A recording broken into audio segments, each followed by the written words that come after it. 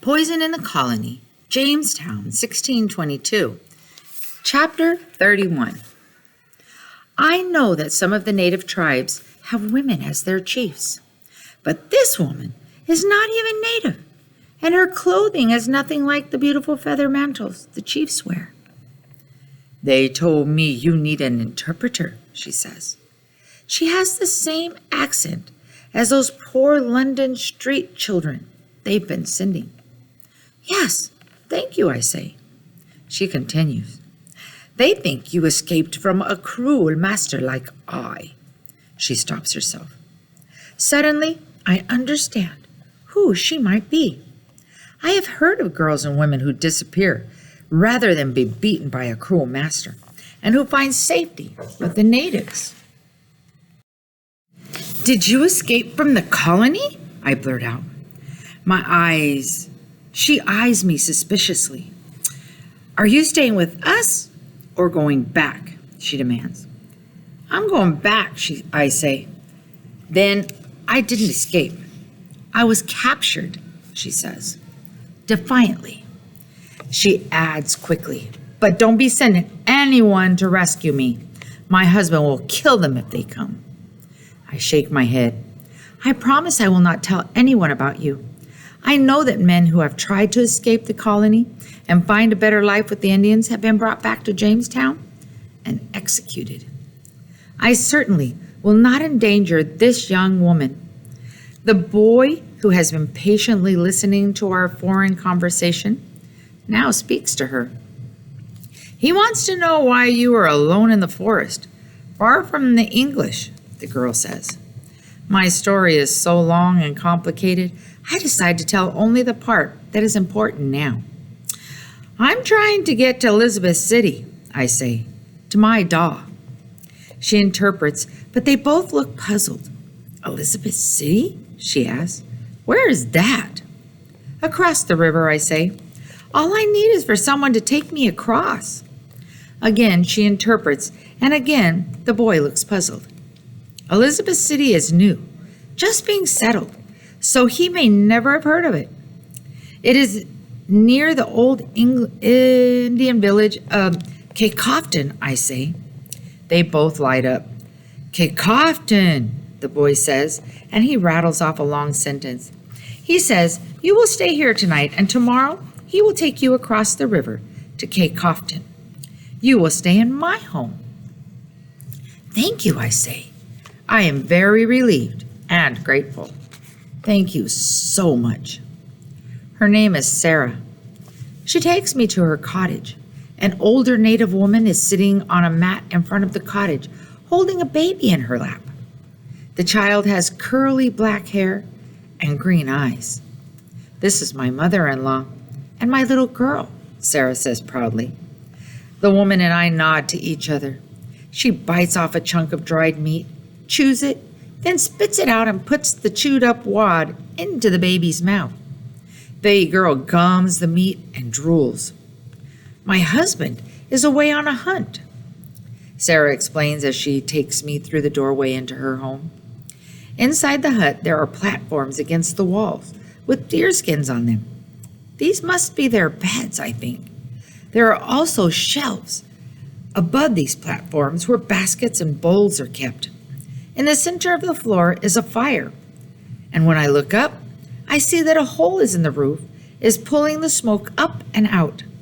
The cottage is cozy and warm, and the sunlight streams in through the doorway. Sarah sits down on a mat in the ray of the sunlight and invites me to sit with her. She pulls out her sewing. Her needle is made of bone, and her thread is of sinew. She's working, sewing little shells on a pair of moccasins. She tells me her story as she works. Life in London was hard, and even though we were forced onto that ship, some of us thought it might be better here, she scoffs. Maybe for some it was, not for me. He about wore out his stick on my back, my master did. One day, 2 native men came in a canoe to trade. One of the men was looking at me, and I was looking at him. She widens her eyes to show how they were flirting. So I slipped off and laid down in their canoe.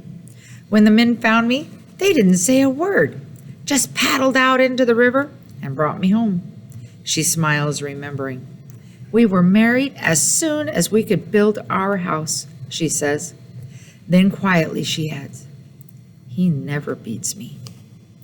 After dark, I bed down in one of the platforms under the deerskin blanket with a fire crackling. Sarah's daughter is tucked in with her, and her mother-in-law sleeps on one of the other platforms. When I was alone in the forest, I imagined many ways I could get myself to Elizabeth City, but none of them involved being this warm and well-fed. In the morning, we go to the communal cookpot again to eat. The stew has had some red berries and pieces of rabbit added. It is still delicious. I am amazed that here, even in winter, they have no rationing. Anyone can eat whenever they want to. Samuel says they have great trust in their God, Ahoni, Okius, and the Great Spirit that breathes life into all things. They trust that there will be enough, and so no one needs to hoard. In the hungry month of March, if their stores run low, they are all hungry together. The boy comes to fetch me. He taps his chest. Pepeskunema, he says. He's saying his name is Pepeskumena, Sarah tells me, but we all call him Pipsco. He nods. Pipsco. I tap my chest. Virginia, I say. He and Sarah have a short conversation, and she translates for me. I told him you will be looking for a break in the trees. That's where the English are, she says. Peyaqua, says Pipsco, knowing I understand this word. I move to follow him, but Sarah puts her hand on my arm. Here, she says. These are for you. She holds out the pair of moccasins that she's been working on, beautifully adorned with small shells. I catch my breath.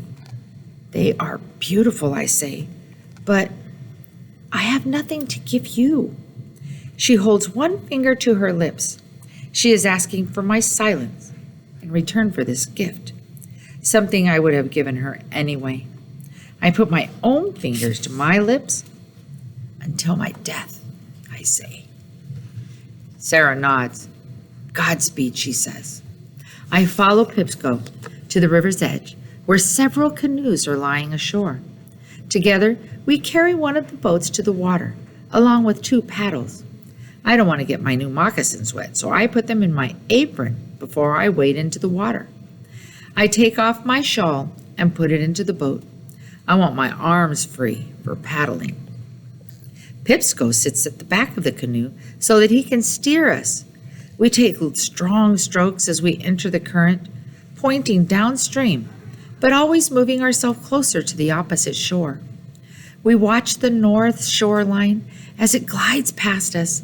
Suddenly, I see it, a break in the trees and an English barn up on the hill. I laugh out loud, elated. I have finally made it to Elizabeth City. We guide the boat to shore.